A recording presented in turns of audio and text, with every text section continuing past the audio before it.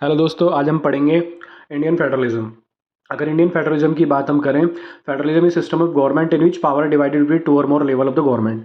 जब हम सेंटर और स्टेट के बीच में पावर डिवाइड कर देते हैं, ये जब बहुत सारे स्टेट के बीच में हम डिफरेंट डिफरेंट पावर डिवाइड कर देते हैं, और पावर कौन कौन सी, एग्जीक्यूटिव, लेजिस्लेटिव, जुडिशियल लेवल की जो पावर हम जब सेंटर और स्टेट के बीच में डिवाइड कर देते हैं, या बहुत सारे स्टेट्स को मिला के एक गवर्नमेंट हम बना देते हैं, तो उसको हम बोलते हैं संघात्मक सरकार। बहुत सारे संघों द्वारा बनाई गई सरकार, जिसे हम बोलते हैं फेडरल स्ट्रक्चर ऑफ गवर्नमेंट। और ये कॉन्सेप्ट हमने क्योंकि यूएसए से लिया है, तो यूएसए में जितने भी 50 या 55 जो स्टेट्स हैं, उन्होंने क्या हुआ है, कॉन्ट्रैक्ट करके एक गवर्नमेंट बना दी है, और एक नेशन बना दिया, ये एक बड़ी गवर्नमेंट बना दी, जिसे उन्होंने बोल दिया यूनाइटेड स्टेट्स ऑफ अमेरिका। तो बहुत सारे स्टेटों द्वारा क्या बनाया गया, एक यूनाइटेड स्टेट्स बनाया गया। इसलिए हमने देखा होगा अलग अलग स्टेट को मिलाकर उन्होंने बोल दिया यूनाइटेड स्टेट ऑफ अमेरिका। अगर हम इंडियन फेडरलिज्म की बात करें, तो Indian federalism American concept base नहीं है, लेकिन हमने डिवीजन ऑफ पावर तो किया है सेंटर और स्टेट के बीच में। तो फिर हमारा फेडरलिज्म कैसा है, हमारा फेडरलिज्म है क्वासी फेडरलिज्म, जिसे बोलते हैं आधी संघात्मक सरकार। आधी संघात्मक सरकार इसलिए क्योंकि हमने डिवीजन ऑफ पावर तो किया है सेंटर और स्टेट के बीच में। डिवीजन ऑफ पावर की बात करें, जुडिशरी, एग्जीक्यूटिव, लेजिस्लेचर, लेकिन अल्टीमेट जो पावर है वो एग्जिस्ट करती है किसमें, सेंट्रल गवर्नमेंट में। और यही हम आज की वीडियो में देखेंगे कि जो फेडरल स्ट्रक्चर गवर्नमेंट होती है और कौन से फेडरल स्ट्रक्चर गवर्नमेंट के गुण हमारी सरकार में है, या फिर हमारी गवर्नमेंट को हम क्वासी फेडरल गवर्नमेंट क्यों कहते हैं, फुल्ली फेडरल गवर्नमेंट क्यों नहीं बोलते। तो वही इस वीडियो में हम देखने वाले हैं। तो देखते हैं दोस्तों, हमारा जो इंडियन फेडरलिज्म वो है क्या, टू सेट्स ऑफ गवर्नमेंट है। तो हमारे यहाँ पे टू सेट्स ऑफ गवर्नमेंट बोलो, सेंटर और स्टेट लेवल के बीच में डिवीजन ऑफ पावर है। उसके अलावा बात करें हम डिवीजन ऑफ पावर की, तो जब हम 7 शेड्यूल पढ़ते हैं कॉन्स्टिट्यूशन को, तो 7 शेड्यूल में 3 लिस्ट दी हुई हैं, सेंट्रल लिस्ट, स्टेट लिस्ट और कंकरेंट लिस्ट। सेंट्रल लिस्ट का मतलब है कि सेंट्रल गवर्नमेंट कितनी चीज़ों पे लॉ बना सकती है। स्टेट लिस्ट का मतलब है स्टेट गवर्नमेंट कितनी चीज़ों पे लॉ बना सकती है। और कंकरेंट लिस्ट मतलब दोनों किस पे लॉ बना सकते हैं।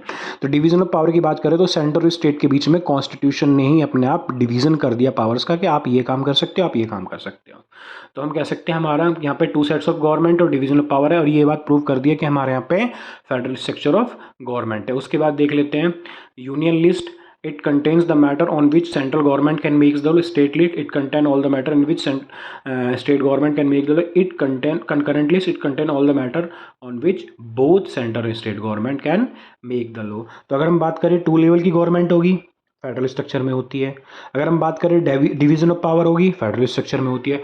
तो वो हमारे इंडियन फेडरल स्ट्रक्चर में है। और उसके बाद देख लेते हैं सुप्रीम जुडिशरी। तो अगर जुडिशरी की बात करें, तो फेडरल स्ट्रक्चर गवर्नमेंट में सुप्रीमेसी किसकी होती है, सुप्रीमेसी ऑफ कॉन्स्टिट्यूशन की होती है। सुप्रीमेसी ऑफ कॉन्स्टिट्यूशन इसलिए है क्योंकि जो कॉन्स्टिट्यूशन है ना, उसी ने बताया हुआ है कि सेंट्रल गवर्नमेंट के पास कितनी पावर है और स्टेट गवर्नमेंट के पास कितनी पावर है। तो बेसिकली पावर का सोर्स क्या है, कॉन्स्टिट्यूशन। चाहे सेंट्रल गवर्नमेंट को पता कर लो मेरी पावर क्या है, चाहे स्टेट गवर्नमेंट को पता करना मेरी पावर क्या है, तो कहाँ से पता है कि नहीं, कॉन्स्टिट्यूशन से। उसके बाद है सुप्रीमेसी ऑफ पावर। जब सेंटर और स्टेट के बीच में कोई डिस्प्यूट हो जाता है, तो वो मैटर कहाँ जाता है, वो जाता है सुप्रीम कोर्ट में। और ये फेडरल स्ट्रक्चर गवर्नमेंट का एक गुण होता है। उसके बाद है बाइकैमरल लेजिस्लेशन। बाइकैमरल लेजिस्लेशन होता है, जैसे हमारे यहाँ पे क्या है कि राज्यसभा और लोकसभा है। और अगर हम स्टेट लेवल पे देखें, member of state legislative assembly या स्टेट लेजिस्लेटिव काउंसिल की बात करें, तो अलग अलग 2 लेवल पे हमने डिवीज़न किया हुआ है। तो ये भी प्रूव करता है कि हमारा constitution federal structure of government हमने अडॉप्ट की हुई है। उसके बाद हम देख लेते हैं और गुण क्या है हमारे यहाँ पे फेडरल स्ट्रक्चर गवर्नमेंट के, तो वो तो हमने देख लिया। उसके बाद देखते हैं हम non federal feature of Indian constitution. अब हमारे यहाँ पे हमने जितने भी देखे अभी तक गुण देखे कि हमारे यहाँ फेडरल स्ट्रक्चर क्यों है, लेकिन हम अपने देश को पूरी तरीके से फेडरल स्ट्रक्चर क्यों नहीं बोलते, हाफ फेडरल स्ट्रक्चर क्यों बोलते हैं कि डिवीजन ऑफ पावर इक्वल नहीं है। क्योंकि अगर नेशनल इंटरेस्ट में अगर सेंट्रल गवर्नमेंट के पास स्पेसिफिक पावर दी हुई है कि डिवीजन ऑफ पावर तो है 7 शेड्यूल में, लेकिन अगर सेंट्रल गवर्नमेंट के पास देखें तो बहुत सारे आप देखोगे 245, 246 आर्टिकल, 253, 251 में आप पाओगे कि नेशनल लेवल पे अल्टीमेट जो पावर लास्ट में किसको दे दी, सेंट्रल गवर्नमेंट को। सिंगल कॉन्स्टिट्यूशन है।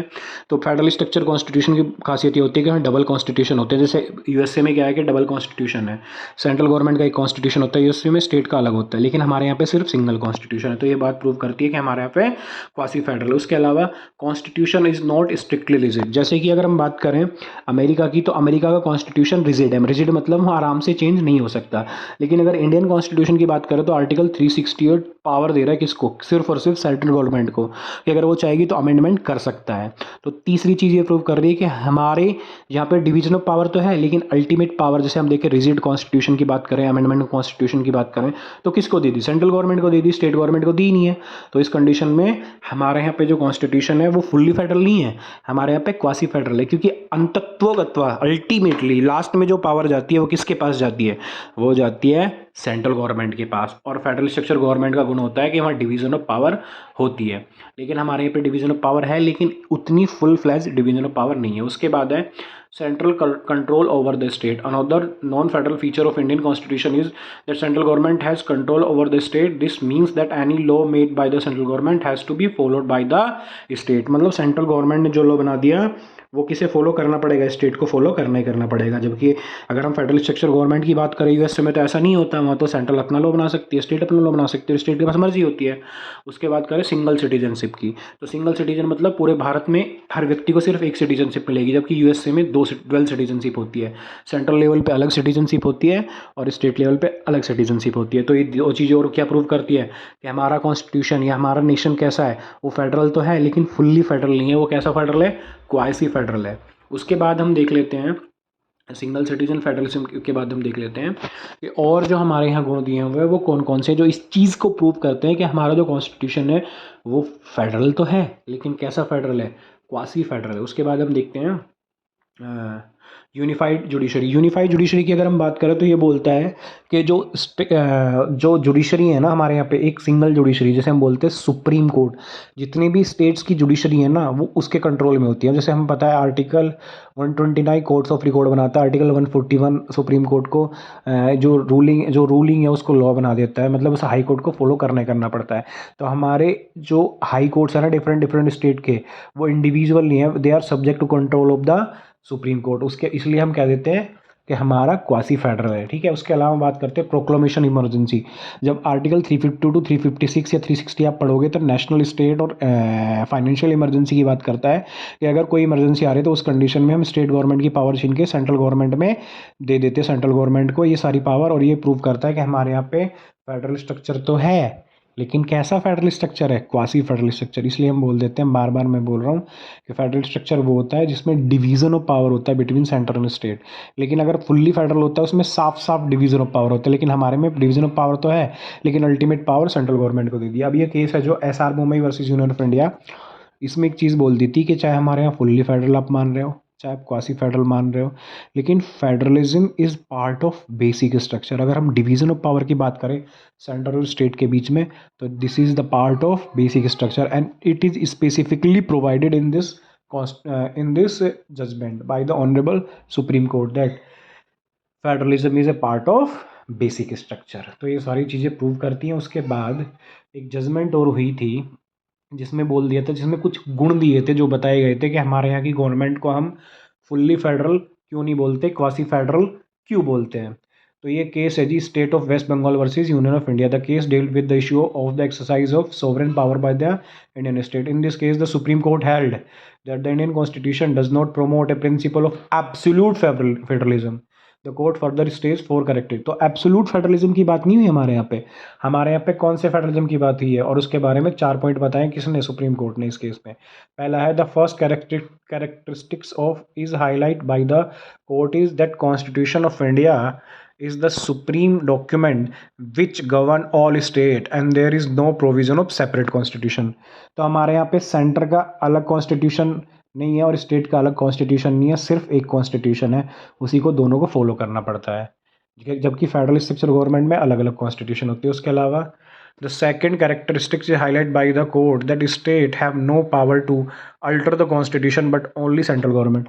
तो अगर मैंने बताया था ना अमेंडमेंट कर सकता है, कौन कर सकता है, क्या हमारे यहाँ पे स्टेट अमेंडमेंट कर सकता है कॉन्स्टिट्यूशन में? नहीं, सिर्फ सेंट्रल गवर्नमेंट अमेंडमेंट कर सकती है। तो हमने बोल दिया हमारा कैसा है, क्वासी फेडरल। उसके बाद the third characteristic highlight by the court that the Indian constitution render supreme power union to court in available courts. उसके बाद the fourth the characteristic highlight by the court is that the distribution of power facilitate policy. तो दो चीज़ हमने बताई थी last में कि हमारे यहाँ पे जो कॉन्स्टिट्यूशन है उसने जो अल्टीमेट पावर दी है सुप्रीम कोर्ट को दी है, और लास्ट में उसने बोल दिया कि डिवीज़न ऑफ पावर में भी जो अल्टीमेट पावर चली जाती है वो किसके पास चली जाती है, सेंट्रल गवर्नमेंट के पास पर चली जाती है। तो फेडरल स्ट्रक्चर गवर्नमेंट की बात करें तो डिवीज़न ऑफ पावर करता है एब्सोल्यूट फेडरल स्ट्रक्चर यूएसए का है, जहाँ डिवीज़न ऑफ पावर एब्सोल्यूटली है, वहाँ ड्यूअल सिटीजनशिप है, 2 वहाँ संविधान है। लेकिन हमारे इंडियन कॉन्स्टिट्यूशन की बात करें तो हमारे यहाँ सिंगल सिटीजनशिप है और हमारे यहाँ पे सिंगल ही कॉन्स्टिट्यूशन है, ठीक है। तो इसलिए हम बोल देते हैं हमारा जो फेडरल स्ट्रक्चर है वो हमारे यहाँ डिवीज़न ऑफ पावर तो है सेंटर और स्टेट के बीच में, लेकिन फुल्ली कहते हैं ना एब्सोल्यूट डिवीज़न ऑफ पावर नहीं है। अल्टीमेट पावर किसके पास है, सेंट्रल गवर्नमेंट के पास है। इसलिए हम बोल देते हैं हमारा जो कॉन्स्टिट्यूशन है वो कैसा है, क्वासी फेडरल है। तो प्लीज़ सब्सक्राइब माई चैनल।